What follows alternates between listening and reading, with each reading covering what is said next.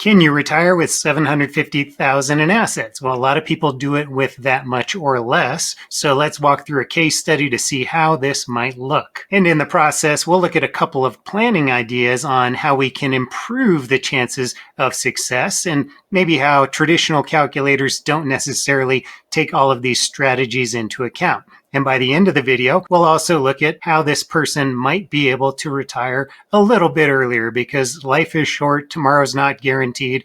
Maybe we want to see if it's possible to stop a little bit earlier than expected. So you've got that to look forward to. We have our friend Jane here. She's 59 and she thinks that she can probably be done in about 3 years at age 62. She has $750,000 in assets, mostly in a pre-tax retirement account, although she has some Roth and taxable assets as well. And while she's working, she's going to max out her pre-tax 401k as well as a Roth IRA. She's going to spend about $57,000 per year in today's dollars. Of course, that will inflate over time. And she's got separate healthcare expenses that are going to inflate at a faster rate. For now, we're going to assume before Medicare, she's spending about $1,000 per month. She might be able to get some subsidies on her health care, but we're just going to ignore that for now. If she's able to save some money, that's just extra. If we just use some basic assumptions here, she stops working at 62, she starts Social Security right away,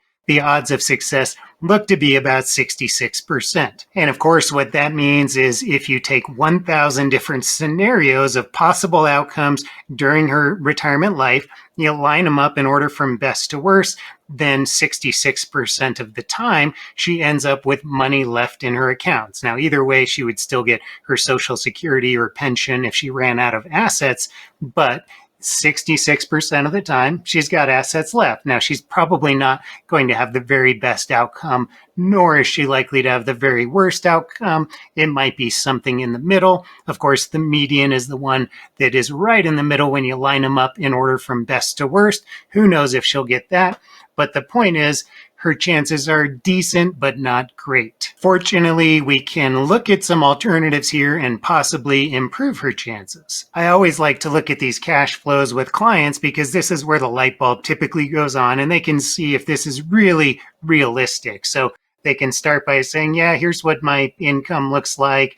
And then the expenses, yeah, that looks about right. Of course, she's delaying a couple of years, so we've inflated it. And we've got basic living expenses plus some healthcare expenses on top of that. And of course, the healthcare expenses are broken down into various types, including amounts she'll pay out of pocket. Then when she goes on Medicare, she's got her premiums. So this will all change over time. And her income consists of some earnings from work for the next couple of years. She's born late in the year, so she would just get a little bit of Social Security at age 62 in 2027. And then the full years kick in when she's getting about 26K. So what could we do to improve her chances? Well, let's start with Social Security. We're assuming that she's going to live into her 90s, so that might point toward claiming a little bit later than age 62. If we look at full retirement age, for example, that brings her odds of success up to 73%. And let's just try age 70 to see what happens. That would be about 80% odds of success. So that's a big improvement right there, just again, primarily based on her longevity and the ability to get a bigger benefit. That means she is going to spend down some assets. If we go back to the confidence chart here, you see a dip for a number of years as she spends down assets. That's called maybe a Social Security bridge strategy. I've got videos on that topic you can check out, but let's see if we can squeeze out anything else with her plan. One thing to look at here is that she's got a pretty small tax burden in these years right after she stops working, and that might be an opportunity to do Roth conversions or to just spend down money out of pre-tax accounts so she can take advantage of those low tax brackets and potentially reduce the size of her withdrawals in the future. So if we go over here and just, picking numbers out of thin air, nice round numbers, we're going to say $25,000 of withdrawals. and that moves the needle from 80 to 82%. So again, we're pulling out some of that income. We're taking it earlier than we need to, but it improves the chances in this example. Now, there may also be some Roth assets that she can spend from later in life. So calculators don't always assume that you're even going to spend the money. Again, just picking round numbers here. These aren't optimized for anything in particular, just quick guesses, and we can move it another percent. So that puts her now at 83% odds of success, which is quite a bit better than that 66%. And that's just a couple of easy changes here. If we take a look at her tax situation, there might be some additional opportunities there. In particular, we could look at maybe doing some Roth conversions to eliminate any taxation on Social Security later in life. I'm not going to overcomplicate things here. So we'll start by just at least taking a look at Medicare, see if there is an issue with Irma. Will she have to pay higher premiums? It does not look like it, so we're in decent shape there. So we'll go back to our retirement projections and see if there's anything else we might tweak. One thing that comes to mind is we've got her on a straight inflation adjusted spending pattern, and it's really important to think about inflation. That's something you will have to contend with over the years. However, inflation for retirees doesn't necessarily move in a straight line. There are a couple of ways to think about spending patterns. One is a go-go, slow-go, and no-go years scenario, and that is where early in retirement, you start by spending a lot because you just stopped working and you're going to do all of the things that you now have time to do. But then you might start to reduce that spending and travel less, for example, so less money is coming out of your accounts. Something like that could improve the chances, as you see here. For that tweak right there, we assumed that age 75, she cuts her spending by 10%, and then at age 85, she cuts it by another 5%. There's another one that's based on some interesting research, and I'm going to show you a chart in a second. That's the retirement spending smile, and this is where you say that people spend at roughly inflation minus 1% in their retirement years. So the house is paid off, for example. You don't necessarily need to keep up with every single price increase out there in the economy.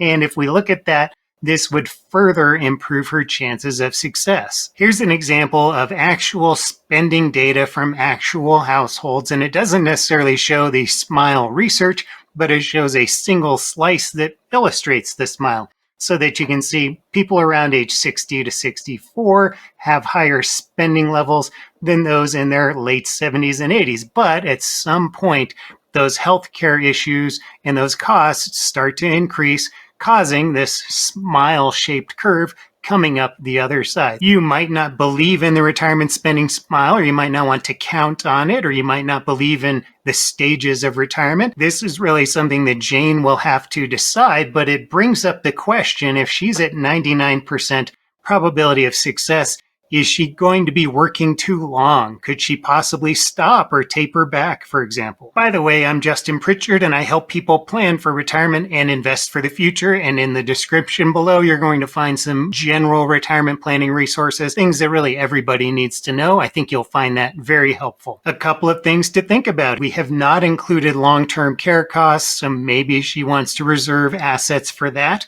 Or if she's got a paid off house, maybe that's all she needs. That could provide the assets, whether through a reverse mortgage or selling it or downsizing. Maybe she could buy into a community, for example.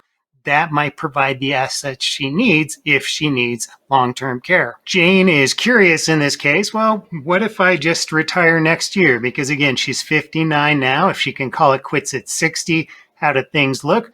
If we have the retirement spending smile applied, as well as all of those other changes, then she's at about 3/4, 76% odds of success. And that's interesting to her. Maybe it's just age 61, for example. That could also be helpful, and that's in the mid-90s, let's say. And there are a million different options in between. She could potentially ask her employer if it's possible to work part-time. That's something that I'm seeing a lot more. Or she might even just switch jobs and do some retail that's really easy and doesn't take up much brain power or cause any stress. the fact is that even working a little bit longer, even if you're not saving or adding to your retirement accounts, you can make a big impact on your retirement. So Jane has some choices here. She's not necessarily at 2/3 chances of success. If she considers some very realistic tweaks, then things might look even better. Once again, to recap those tweaks, she has looked at taking Social Security later. She's looked at spending down those pre-tax assets. Again, she could look at Roth conversions. That's something I would get into more detail with an actual client and spend more time on. Then reducing income later in life, which is something that a basic calculator might not do. And then we're looking at some realistic spending patterns that people might experience instead of just blindly inflating your costs until the day you die. Some risks are that long-term care is still out there as an unknown, and the investment returns are, of course, an unknown. We've assumed 6.5% in this example. Plus, maybe that spending level is too low, so you'd have to consider exactly what you spend based on where you live and other factors. That might not be enough for you. So I hope you found this helpful. If you did, please leave a quick thumbs up. Thank you and take care.